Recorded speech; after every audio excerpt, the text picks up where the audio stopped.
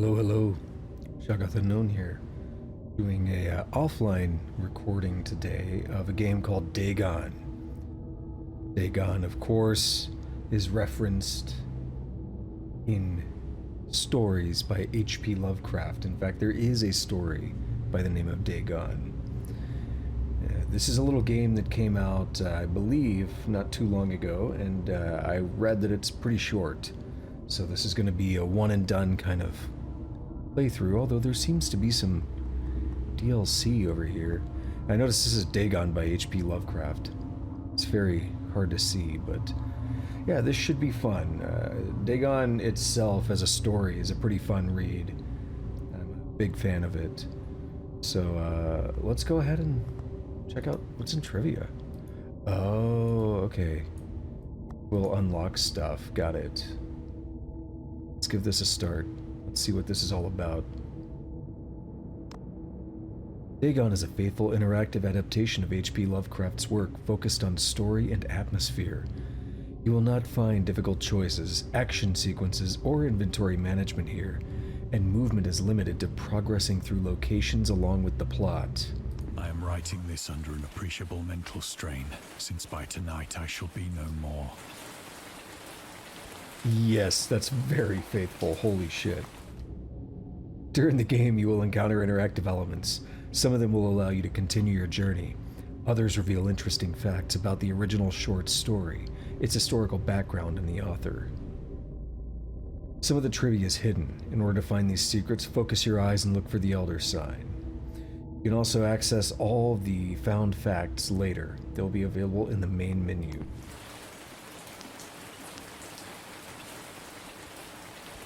Not an Elder sign, though.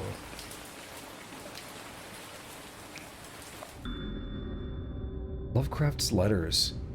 As to letters, my case is peculiar. I write such things exactly as easily and as rapidly as I would utter the same topics in conversation.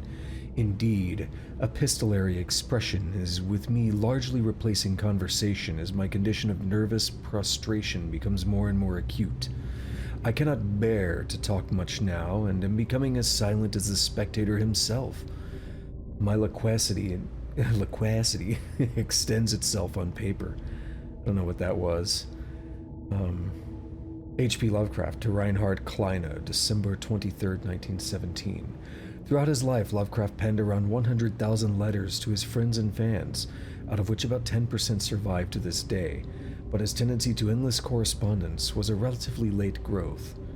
In youth, I scarcely did any letter writing, thanking anybody for a present was so much of an ordeal that I would rather have written a 250-line pastoral or a 20-page treatise on the rings of Saturn. Selected letters 1929 to 1931 H.P. Lovecraft. Lovecraft would often skip meals to afford postage. Collections of his correspondence have been published in various books, and selected letters can be found online. Some readers consider them his most important legacy.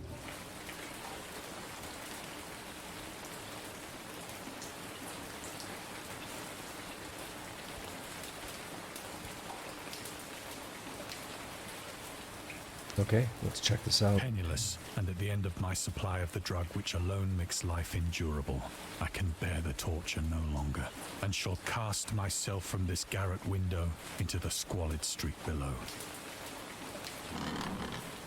Do not think from my slavery to morphine that I am a weakling or a degenerate. When you have read these hastily scrawled pages, you may guess, though never fully realize, why it is that I must have forgetfulness or death.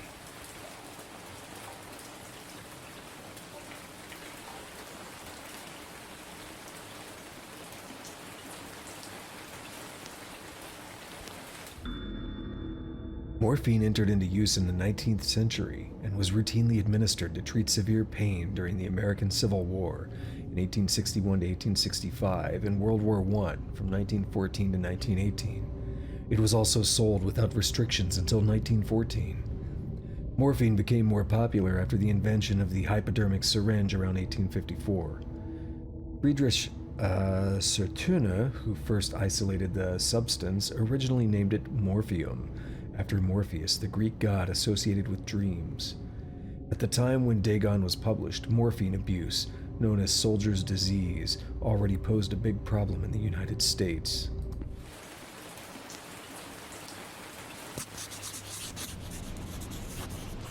It was in one of the most open and least frequented parts of the broad Pacific that the packet of which I was supercargo fell a victim to the German sea raider.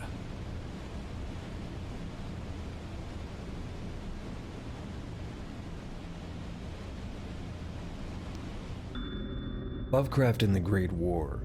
Dagon was written around a month after the United States entered World War I. Lovecraft was actively interested in its course. He composed many poems in which he gave encouragement to soldiers and commented on the events unfolding in Europe. He tried to enlist in the army, which he mentions in one of the letters to Reinhard Kleiner. Some time ago, impressed by my entire uselessness in the world, I resolved to attempt enlistment despite my almost invalid condition. I argued that if I chose a regiment soon to depart for France, my sheer nervous force, which is not inconsiderable, might sustain me till a bullet or piece of shrapnel could more conclusively and effectively dispose of me. Letters to Reinhard Kleiner, H.P. Lovecraft. But even though he passed the physical exam, his mother prevented him from going to the war. She has threatened to go to any lengths, legal or otherwise, if I do not reveal all the ills which unfit me for the army. I am Providence, the life and times of H.P. Lovecraft, S.T. Joshi.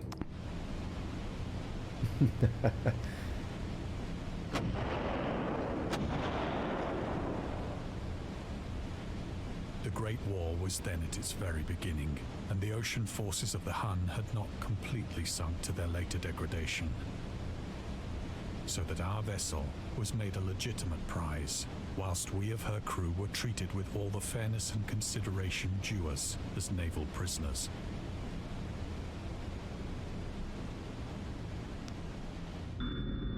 The Huns were Central Asian nomads who established a dominion in Europe and invaded the Roman Empire in the 5th century AD. They were known as brutal, deadly warriors and masters of quick raids who also developed powerful composite bows, lassos, and early siege weapons. During World War I, the British used the word Han as a synonym for Germans in order to emphasize their brutality. However, the term originated when the German Emperor Wilhelm II gave a speech to his troops on the 27th of July 1900 before they embarked to China. Should you encounter the enemy, he will be defeated. No quarter will be given. Prisoners will not be taken. Whoever falls into your hands is forfeited. Just as 1,000 years ago the Huns under their king Attila made a name for themselves, one that even today makes them seem mighty in history and legend, may the name German be affirmed by you in such a way in China that no Chinese will ever again dare to look cross-eyed at a German. The refusal to take prisoners was a clear breach of the laws and customs of war adopted during the First Hague Convention of 1899.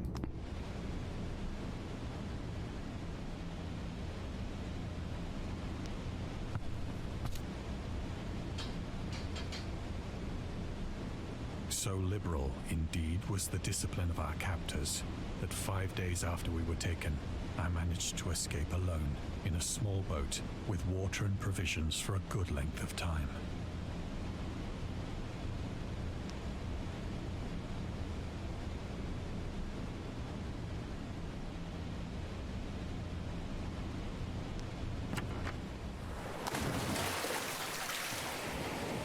When I finally found myself adrift and free, I had but little idea of my surroundings. Never a competent navigator, I could only guess vaguely by the sun and stars that I was somewhat south of the equator. Of the longitude, I knew nothing, and no island or coastline was in sight.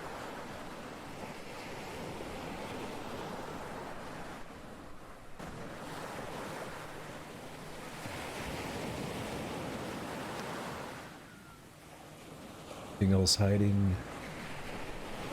Does not appear so. That's really bright.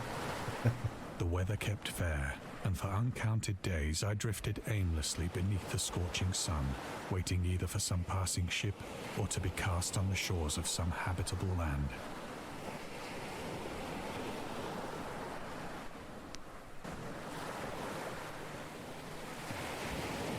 looking around once more. The return to short stories. Dagon was written in July of 1917 and first published in 1919 in The Vagrant, an amateur magazine focused on the supernatural. The story is the first of his stories that introduced an element from the Cthulhu mythos. Dagon itself, a pagan cult worshipping Dagon, later appears in The Shadow over Innsmouth, one of Lovecraft's most popular works. 1917 is also the year when he wrote The Tomb, a story about Jervis Dudley, a daydreamer who discovers a mysterious mausoleum in the woods by his house and becomes obsessed with it. These two works marked Lovecraft's return to short story writing after he burned most of his attempts at the genre 9 years prior. Let's do that one again. These two works marked Lovecraft's return to short story writing after he burned most of his attempts at the genre 9 years prior and decided to concentrate on poetry. Lovecraft stated that it was his friend, William Paul Cook, a literary publisher and critic, who convinced him to start writing weird fiction again. But neither ship nor land appeared, and I began to despair in my solitude upon the heaving vastness of unbroken blue.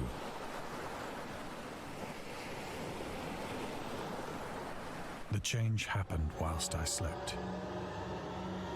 Its details I shall never know. For my slumber, though troubled and dream-infested, was continuous.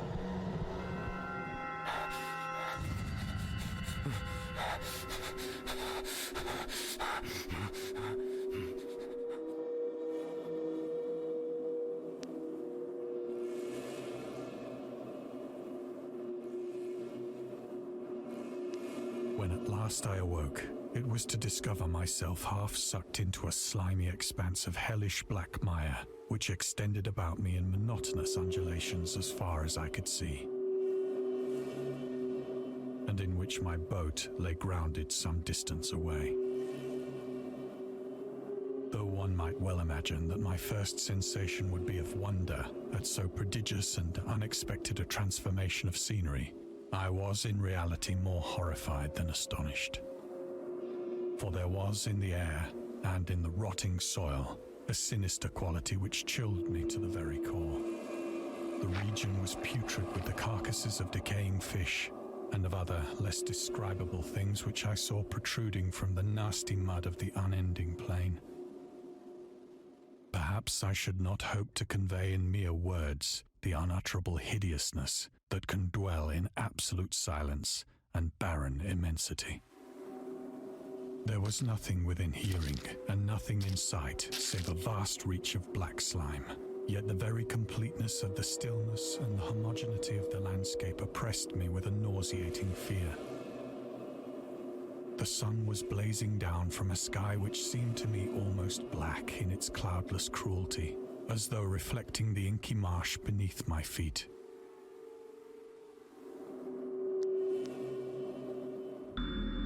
The origins of Dagon. Dagon seems to be inspired by Fishhead, a short novel by Irvin S. Cobb about unnatural affinities between a hybrid idiot and the strange fish of an isolated lake, supernatural horror in literature, H.P. Lovecraft, and Lovecraft's dream about a strange island emerging from the ocean and him crawling in the ooze that covered its surface. I dreamed that whole hideous crawl and can yet feel the ooze sucking me down. In defense of Dagon, H.P. Lovecraft. Lovecraft's interest in the topic stemmed from his aversion to fish and sea smells.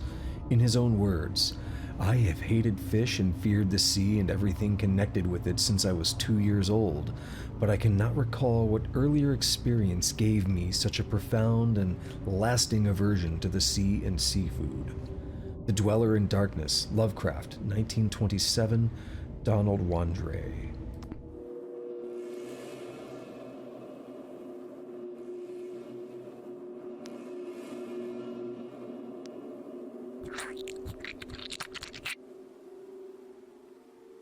As I crawled into the stranded boat, I realized that only one theory could explain my position. Through some unprecedented volcanic upheaval, A portion of the ocean floor must have been thrown to the surface, exposing regions for which innumerable millions of years had lain hidden under unfathomable watery depths. So great was the extent of the new land which had risen beneath me that I could not detect the faintest noise of the surging ocean, straining my ears as I might. Nor were there any seafowl to prey upon the dead things.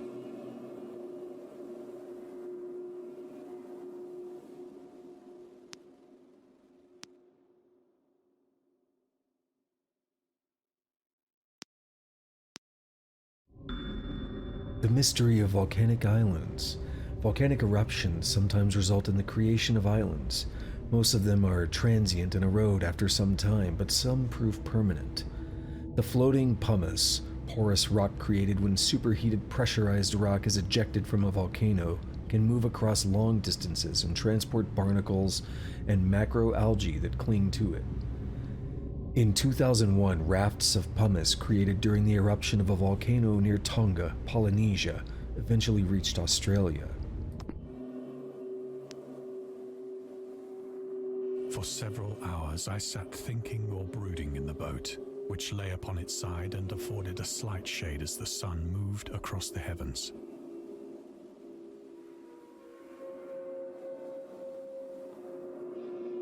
As the day progressed, the ground lost some of its stickiness and seemed likely to dry sufficiently for traveling purposes in a short time.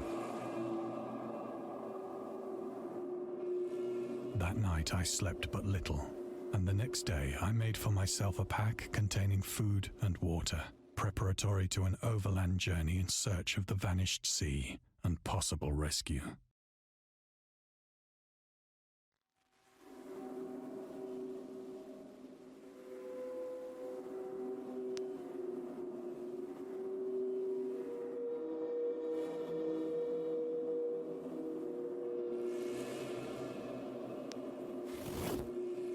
On the third morning, I found the soil dry enough to walk upon with ease. The odor of the fish was maddening, but I was too much concerned with graver things to mind so slight an evil, and set out boldly for an unknown goal.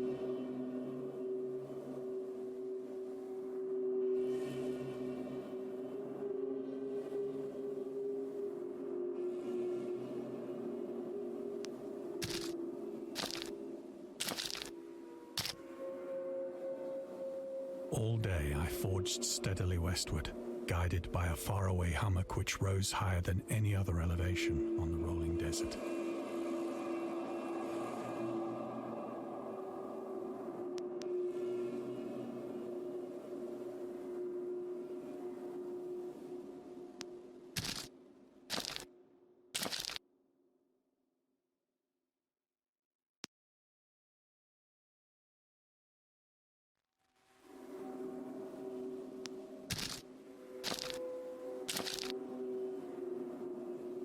That night, I encamped, and on the following day still travelled toward the hummock, though that object seemed scarcely nearer than when I had first espied it.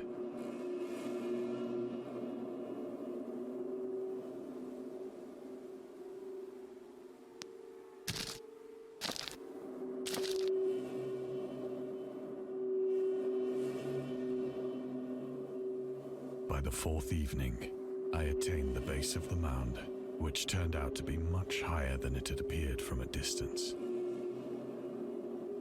An intervening valley setting it out in sharper relief from the general surface.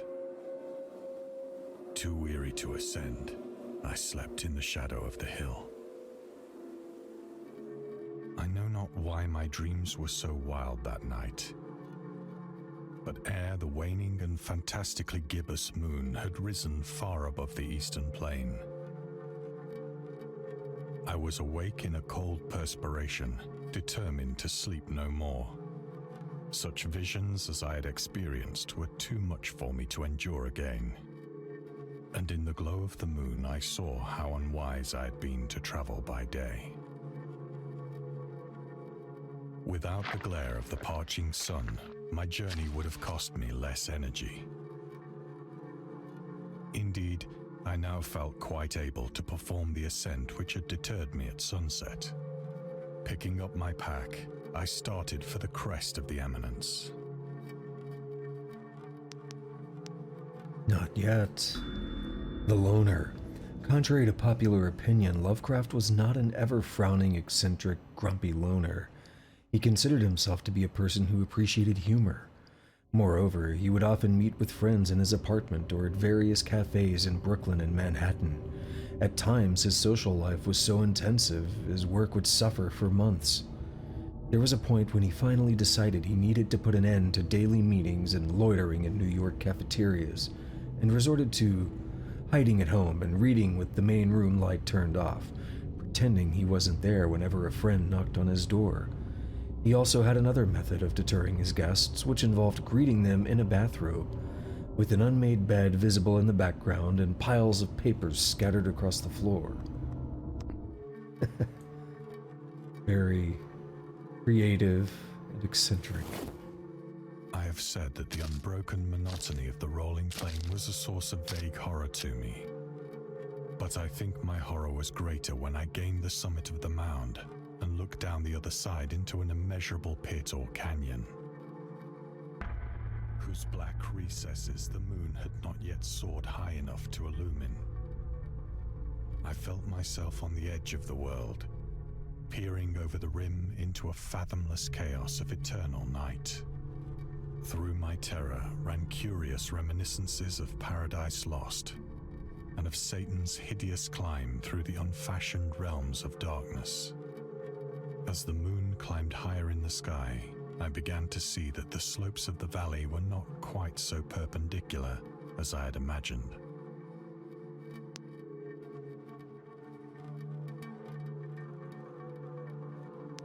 Ledges and outcroppings of rock afforded fairly easy footholds for a descent, whilst after a drop of only a few hundred feet, the declivity became very gradual.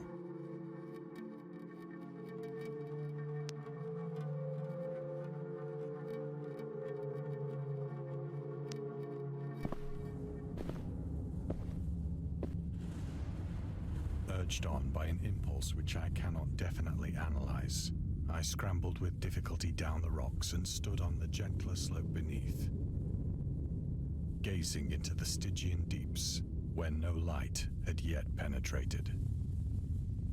All at once, my attention was captured by a vast and singular object on the opposite slope, which rose steeply about 100 yards ahead of me.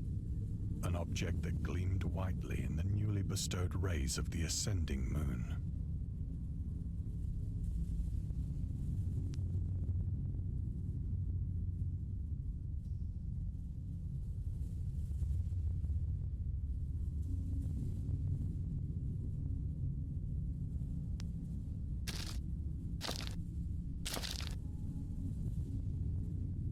That it was merely a gigantic piece of stone, I soon assured myself. But I was conscious of a distinct impression that its contour and position were not altogether the work of nature. A closer scrutiny filled me with sensations I cannot express.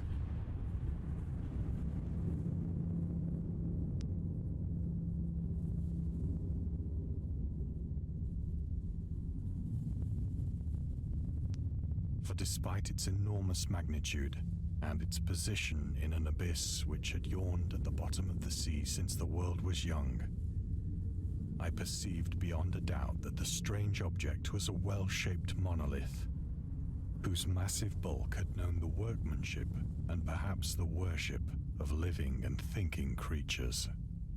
Dazed and frightened, yet not without a certain thrill of the scientist's or archaeologist's delight, I examined my surroundings more closely.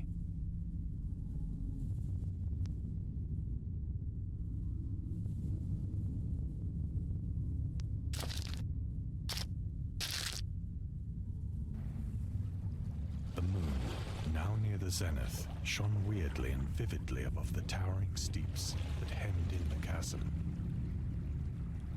and revealed the fact that a far-flung body of water flowed at the bottom, winding out of sight in both directions, and almost lapping my feet as I stood on the slope.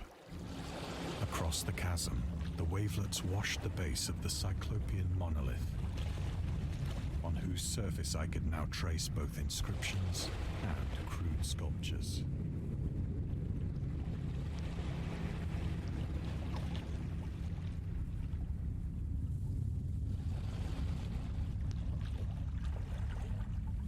The writing was in a system of hieroglyphics unknown to me and unlike anything I'd ever seen in books, consisting for the most part of conventionalized aquatic symbols such as fishes, eels, octopi, crustaceans, mollusks, whales, and the like.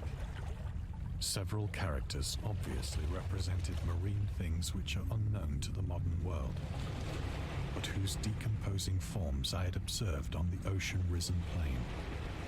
It was the pictorial carving, however, that did most to hold me spellbound.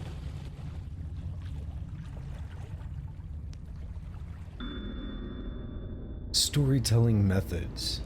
Dagon contains many themes and storytelling methods that Lovecraft developed in his later works, such as telling the story through carvings at the Mountains of Madness and the Nameless City, journals and characters' notes, the shadow out of time, the haunter of the dark, islands emerging from the ocean, the call of Cthulhu, or fictional beings and deities based on real events and mythologies, Migo in The Whisperer in Darkness. It's also considered the origin of the popular Cthulhu mythos. I'm saying it strangely, by the way. Cthulhu.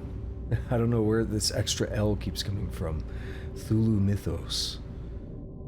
Some of Lovecraft's other stories also conclude in a manner similar to Dagon, but let's skip the details in order not to spoil the ending. I believe, by the way, Lovecraft once said the most accurate way to pronounce the word is something more like Tlulu. Tlulu. That's probably where I'm getting that extra L. Plainly visible across the intervening water on account of their enormous size were an array of bas-reliefs whose subjects would have excited the envy of a Doré. I think that these things were supposed to depict men, at least a certain sort of men. Though the creatures were shown disporting like fishes in the waters of some marine grotto, or paying homage at some monolithic shrine which appeared to be under the waves as well. Of their faces and forms I dare not speak in detail, for the mere remembrance makes me grow faint. Grotesque beyond the imagination of a Poe or a Bulwer. They were damnably human in general outline, despite webbed hands and feet, shockingly wide and flabby lips.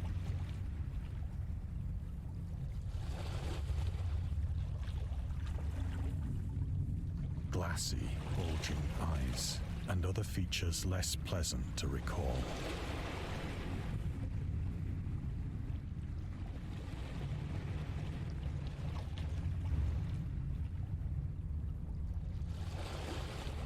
Curiously enough, they seem to have been chiseled badly out of proportion with their scenic background. For one of the creatures was shown in the act of killing a whale, represented as but little larger than himself. I remarked, as I say, their grotesqueness and strange size, but in a moment decided that they were merely the imaginary gods of some primitive fishing or seafaring tribe. Some tribe whose last descendant had perished eras before the first ancestor of the Piltdown or Neanderthal man was born.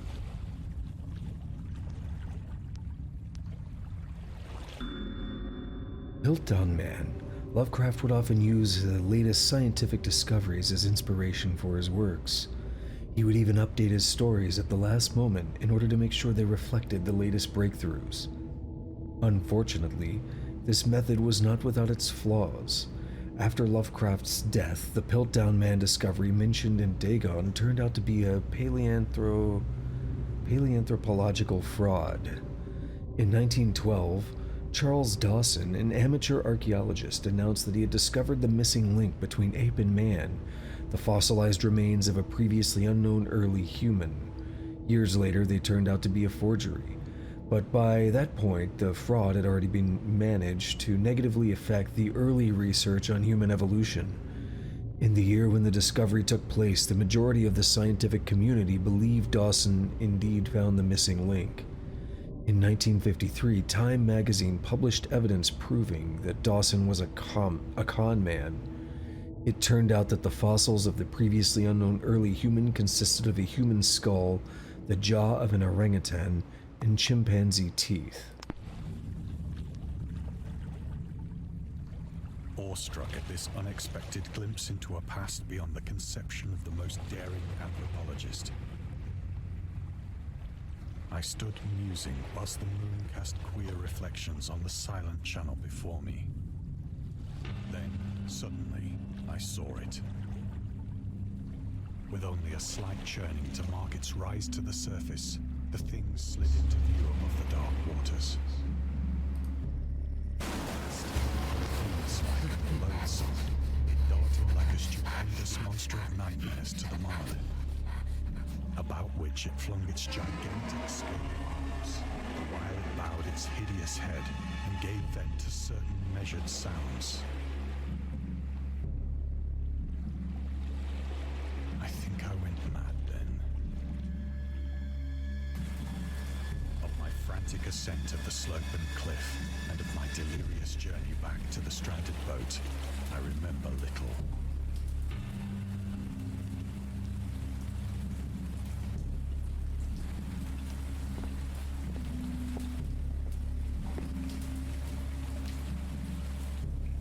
I sang a great deal and laughed oddly when I was unable to sing.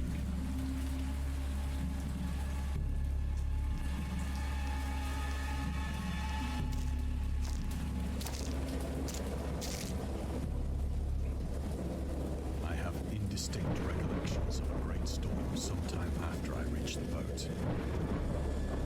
At any rate, I know that I heard pearls of thunder and other tones which nature utters only in her wildest moods.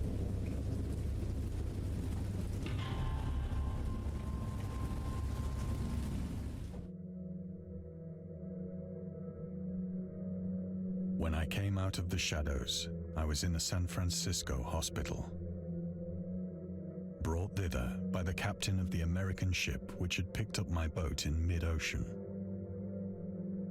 In my delirium, I had said much, but found that my words had been given scant attention. Of any land upheaval in the Pacific, my rescuers knew nothing.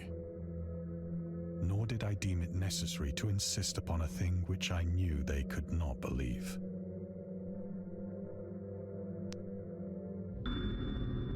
The journalist. Lovecraft was a prominent figure in the world of amateur journalism. In 1915, he started publishing his own journal called The Conservative, which included political and social commentary, poetry, short stories, and literary criticism written by him and other authors. Howard was a skilled wordsmith, but he also took criticisms to heart, which resulted in his decision to step away from writing poetry and concentrate on weird fiction again, for the first time since his teenage years. Dagon, published in 1919, is one of the short stories written during that period.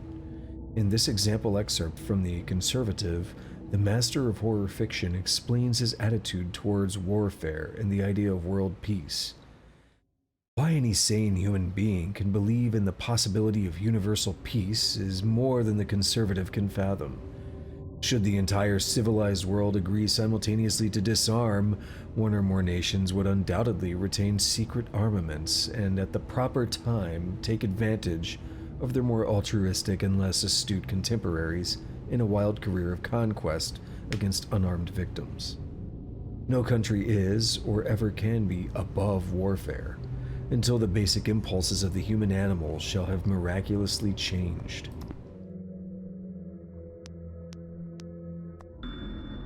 The Atheist. Lovecraft considered himself an atheist and absolute materialist, which he attributed partly to his early childhood, interest in astronomy and science in general. In his own words, "I am indeed an absolute materialist so far as actual belief goes, with not a shred of credence in any form of supernaturalism, religion, spiritualism, transcendentalism, metempsychosis, or immortality. Metempsychosis is a new word for me, I think. All I can say is that I think it is damned unlikely that anything like a central cosmic will, a spirit world, or an eternal survival of personality exist. They are the most preposterous and unjustified of all the guesses which can be made about the universe, and I am not enough of a hair-splitter to pretend that I don't regard them as errant and negligible moonshine. In theory, I am an agnostic, but pending the appearance of radical evidence, I must be classified, practically and provisionally, as an atheist. Sources: Against Religion, The Atheist Writings of H.P. Lovecraft. H.P. Lovecraft. Mythos, The Myths and Tales of H.P. Lovecraft and Robert E. Howard. H.P. Lovecraft, Robert E. Howard.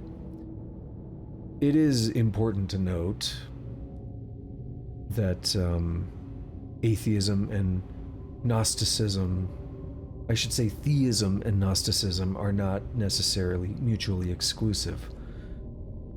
Gnosis refers to knowledge, whereas theism refers to belief. That's all I'll say for the moment.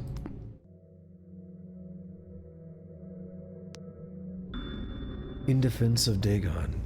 In 1921, Lovecraft released a series of 3 essays, The Defense Reopens, The Defense Remains Open, and Final Words, later published as a collection titled In Defense of Dagon, in which he rebuked a series of criticisms directed at his works. Some notable quotes: "I paint what I dream and will let the public settle the rest among themselves." Mr. Monday asks the raison d'etre of Dagon. "I will give it, purely and simply, to reproduce a mood. Its object is the simplest in all art, portrayal. The physical horrors of war, no matter how extreme and unprecedented, hardly have a bearing on the entirely different realm of supernatural terror. Ghosts are still ghosts. The mind can get more thrills from unrealities than from realities." In the essays, Lovecraft touches upon the topics of atheism, materialism, the quest for truth, and the love of science. I imagine that's all for the moment. These are definitely stretching out the experience a bit, and I'm not sure if that's good or bad. It may have been better to read them after the fact, rather than interrupt the story. But it's already done. I've already committed to it.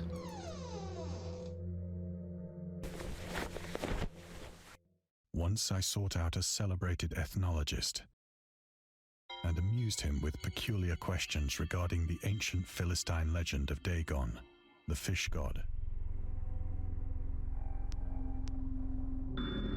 Dagon, was the main deity of the Philistines, worshipped throughout the Middle East as the ancient god of fertility and crops. In Hebrew, the word Dagon was a common noun for grain.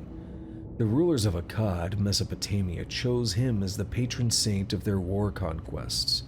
He also appeared as the judge of the dead in an Assyrian poem and an underworld prison warder in one of the Babylonian texts. He is often mistakenly taken for a fish god due to the wrong interpretation of his name, as in Hebrew the word dag means fish. In H.P. Lovecraft's works, Dagon is an underwater deity ruling over the deep ones, a humanoid race with fish traits that resides in the oceans. He is worshipped by a secret cult called the Esoteric Order of Dagon.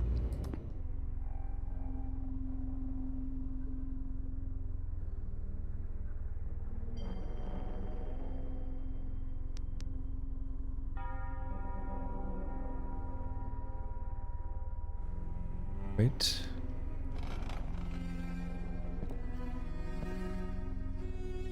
But soon Necronomicon. that he was hopelessly conventional, I did not press my inquiries.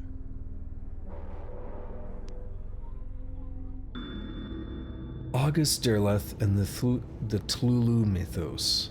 I don't know why I can't say this word tonight. It's because I'm trying to say Tlulu, but I know everyone expects you to say Cthulhu.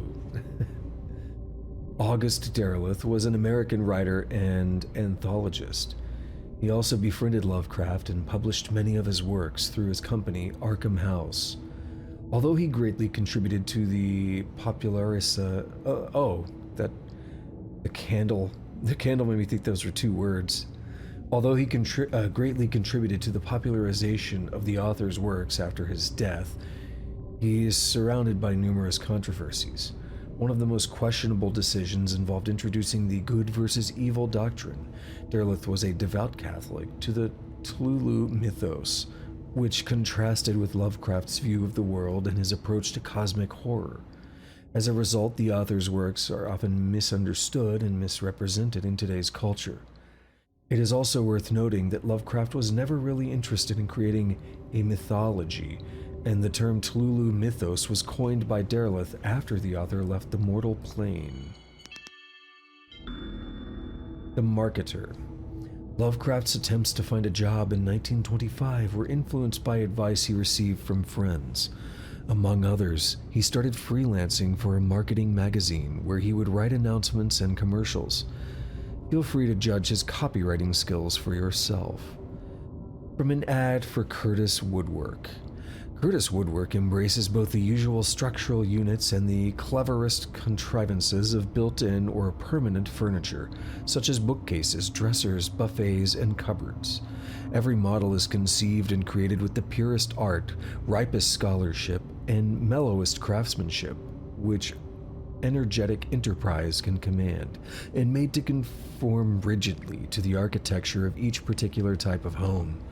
The cost, considering the quality, is amazingly low, and a trademark on the individual pieces prevents any substitution by careless contractors. Source: Lovecraft Studies, Volume 7, Number 1, H.P. Lovecraft, S.T. Joshi.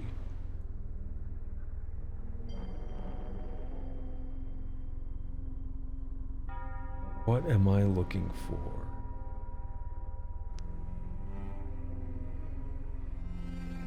Nothing shows up, alright.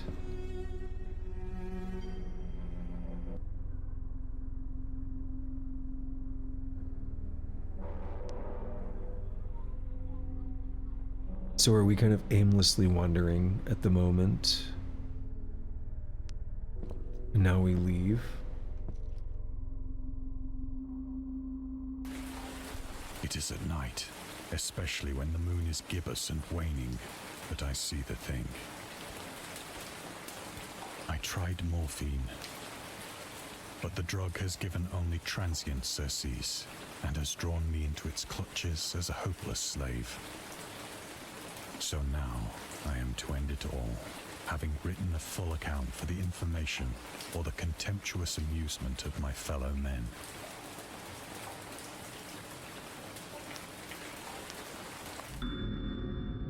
Lovecraft on tobacco and alcohol. Lovecraft hated tobacco, even though he used to smoke when he was 12 in order to look and feel like an adult. In his correspondence with friend Reinhard Kleiner, he claims that he quit as soon as he started wearing long pants. He also had a very strong opinion about alcohol, as evidenced by his letter to Zealia Brown, dated 13th February 1928. As for the matter of drinking, I have never tasted intoxicating liquor and never intend to, having a strong aesthetic disgust at anything which blunts or coarsens the delicate natural equipoise of the evolved human intellect and imagination. Drinking excited my personal repugnance, hence I don't drink. Let the herd do what they will. I am rather in favor of prohibition, the prohibition of any one antisocial force as well as of any other. Source: The Spirit of Revision, Lovecraft's Letters to Zealia Brown, Reed Bishop, H.P. Lovecraft, Sean Branney, and Andrew Lehman, S.T. Joshi.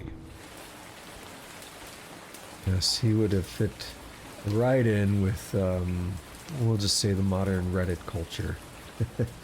Well, a certain type of Redditor. That's all I will say. I ask myself if it could not all have been a pure phantasm.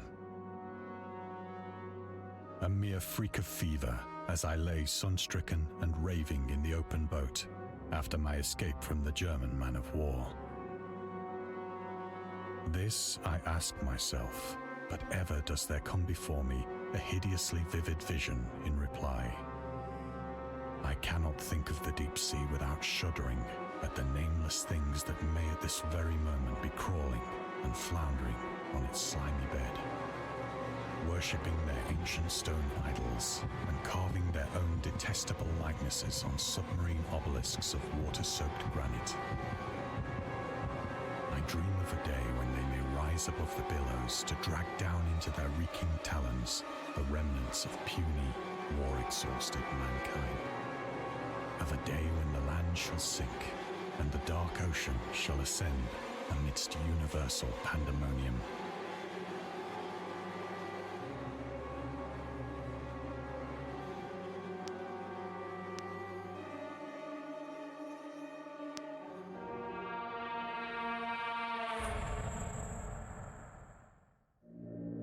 The end is near.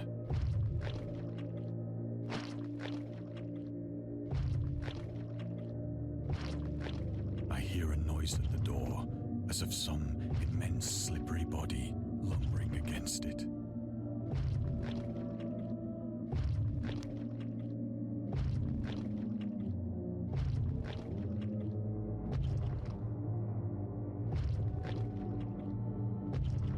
It shall not find me.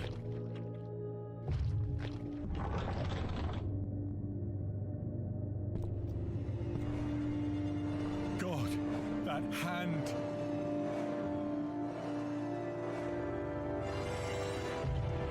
The window!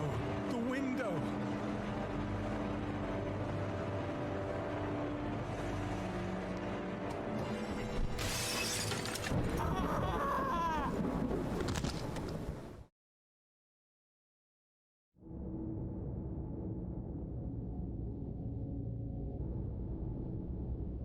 We hope you enjoyed immersing yourself in our little pool of cosmic horror. We would appreciate it if you took a moment to rate Dagon and check out our other games and DLCs. So this game was free. The DLCs include things such as audiobooks of Dagon and Fishhead, as well as wallpapers, etc. And the Little Glass Bottle DLC is a short story it's the earliest surviving story from Lovecraft from when he was 7 years old, and it can be completed in 10 minutes or less. So it is a very short story, but this game being free, the DLCs are intended to be there if you wish to support the developers.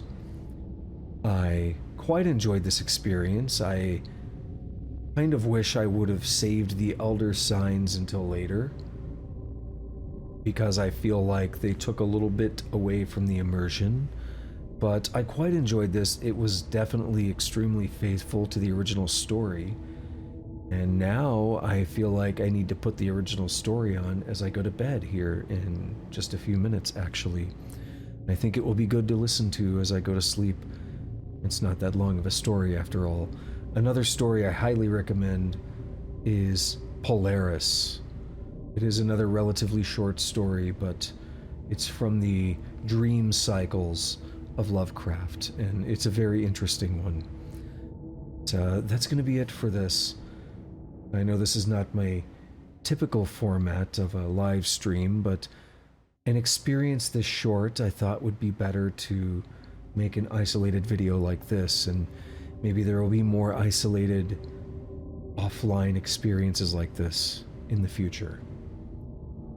Thank you all for checking it out, and if you enjoyed what you saw and you'd like to see more from me, consider hitting that like button, subscribe, smash that notification bell so you can be notified when I put up videos or when I go live. And until next time, have a good day, good night, whatever it is, wherever you're at.